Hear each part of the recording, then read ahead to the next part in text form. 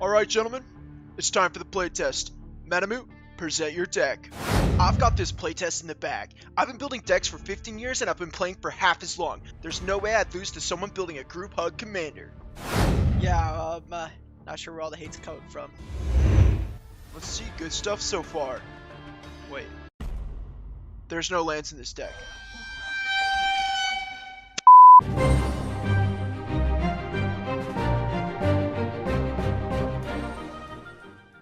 Greetings, Planeswalkers! How you doing? More Ixalan action today, and we go in deep into the heart of Ixalan to find this oddball. Xavier Sal, Infested Captain, a Sultai 3/3 human fungus pirate. This stinky boy comes with two abilities. First, tap, remove a counter from another permanent you control, populate. Then his other ability taps and sacrifices a creature to proliferate. So the options with this card are stacked, and today's deck aims for the middle of the road. If the middle of the road was full of Thalids. That's right, today's deck is a fungus-themed deck that, thanks to this commander, can do some pretty crazy stuff. Will this deck be the most broken thing you've ever seen? No, but more importantly, is it fun?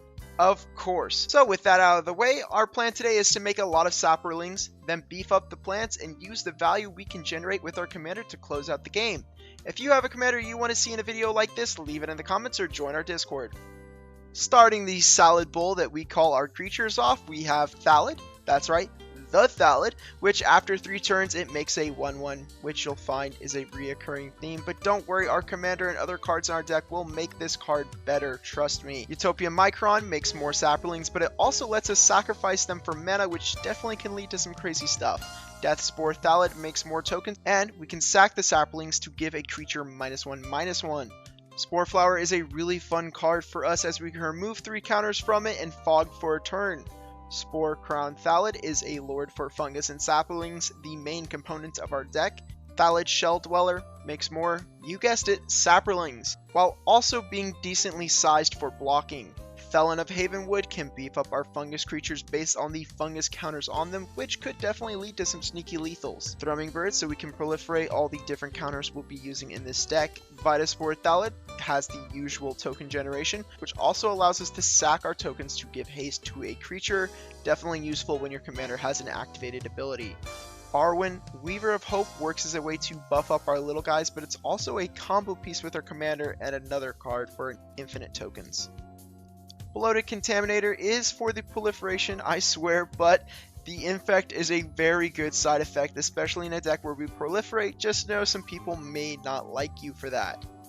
Evolution Sage adds more proliferation. Psychotrope Thalid makes the Saproling token, but importantly, we can cash in our Saprolings for cards at the price of 1 mana, so this is definitely one of our better Thalids. Slimefoot the Stowaway is an aristocrat for our Saprolings, which means that he works as our non-combat win con with some of our combos. Thalid Germinator does the thing with the tokens, but it can also buff up a creature for the price of a Saproling. Addicts and Next Twin Casters are in the deck so we can double up our tokens. It is important though that we got this effect on a creature for another card that we're playing.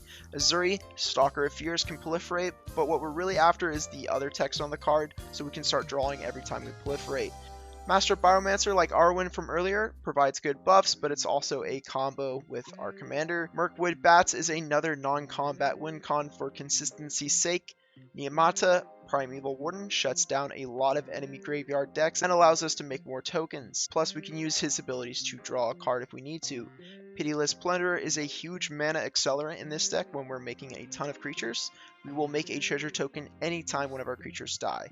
Roaming Throne is some sweet new tech from Ixalan that allows us to double up our fungus triggers. Spore Sower Thalid is another way to make more Saprolings. Techathal Inquiry Dominus is really good at making our Saproling producers pump more tokens out.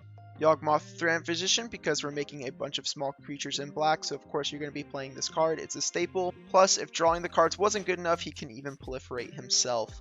Mycoloth is a fungus that comes with the opportunity to make 2 Saprolings, which is really hitting the ceiling of broken cards in this deck, trust me. Savage Thalid makes the regular token, but it also comes with the best ability out of the Thalids, as we can now regenerate our fungus creatures, making our board a nightmare to deal with. Shieldred might seem like a weird inclusion, but it has a really good ETB and it flips into a Saga. A Saga which our commander can reset. Resetting Shieldred's Saga means that we get to keep using removal on everyone's board, basically until the end of time, until we get bored of it. And then, hey, you know what? Let's let it get the counters, and then we get a Dark Realms. Sporoloth Ancient discounts the amount of fungus counters our Thalids need to make Saproling tokens. Tendershoot Dryad is a haymaker in this deck, as we will have no problem getting that City's Blessing, meaning our Saproling army will be able to dish out lethal very fast. Vorinclex smooths out our lands, and like Shieldred, he flips into a powerful saga that we can reset at our leisure.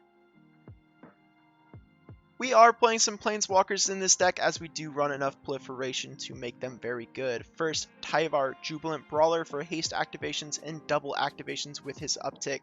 Vraska Golgari Queen, her uptick is very good for us, her downtick is even better, and her ultimate, well, it's very good. We have a lot of tokens. Lolth Spider Queen, this card's very good in our deck as well, as it will make us some good blockers, and then we want a lot of our creatures to die, and we have a lot of sack outlets for it, so we can alter very easily, even without the proliferation. Liliana Dreadhorde General for her static ability that draws cards. Everything else is just a cherry on top, and her ultimate does just win games. Vraska Betrayal Sting proliferates, and her ultimate is a death sentence again. It's kind of a reoccurring theme. Finally, Nissa Ascended Animist is our Crater Hoof at home that we can use early to blow up artifacts or enchantments. On to the spells, we have Assassin's Trophy for permanent removal of any kind. Counterspell is a sneaky way to protect our board, and Farseek to ramp us. Nature's Lore, Rampant Growth, and 3 visits to ramp us even more. Cackling Counterpart to copy a creature, and then with our commander, we can of course copy that copy. Cultivate as the last piece of ramp. Vraska's Fall is an edict removal effect, and the poison counter is very good, especially when you're playing a lot of Proliferate. But again, this is a card that you're going to find people will not like that you're playing. Tezzard's Gambit for some card draw that can proliferate. Now for the artifacts and enchantments, we have the Ramp Everflowing Chalice because we can proliferate the counters on it for more mana. Sol Ring, Arcane Signet, Glistening Sphere, which also has proliferate on ETB, Replication Ring as it has counters, and once it gets 8 counters we get a bunch of rings, so it's a lot of mana. Staff of Completion for the utility it provides, like the proliferate that it comes with, but it's still a mana rock. Finally, Cryptolith Rite, so we can tap our creatures for mana. For everything else, we have Golgari Germination to make some more taplings, Skull Clamp for card draw, Intruder Alarm as a combo piece. Phyrexian Arena is more card draw. The Huntsman Redemption, which with our commander, we can reset it and then we can start tutoring creatures out of our deck. Helm of the Host means we can start copying any creature in our deck, and with our commander, things will get crazy very fast. Binding of the Old Gods is a saga that we can reset for some target non-land removal. Inexorable Tide makes our Thalid spit out more saplings, and that's best case scenario for our opponents, as if we actually have Planeswalkers with these cards out, they will ult very fast. The Cruelty of Gix means we can tutor any card we want for the rest of the game, and then hey, if we let it go, it can reanimate a creature from a graveyard, which is always good. Kiora Best to Sea God means we can start swinging out at a player, as we can tap down all the blockers they have, and plus the tokens that this saga makes are really good for our commander to copy if we want to. For the Manabase, do what fits your budget best, but if you'd like to copy a Manabase, then feel free to use the one included in the deck list found in the description of this video. My land recommendation for this deck is of course Karn's Bastion, as adding counters to permanents in this deck is kind of the whole idea. For the combo section, I'll be showing off one of the combos found in the deck, but there are more for you to find. So for this combo, we need our commander, Mirkwood Bats, Arwen, Weaver of Hope, Intruder Alarm, and a token with a counter on it. I know that seems like a lot, but Mirkwood Bats is optional, but for this combo to win on the spot, we do need them. Of course, you could always wait for a go around the table. So to start, we'll need all these cards on the battlefield, and we'll need to be able to use our commander's ability. We'll tap our commander, remove the counter from the creature token, and make a copy of it.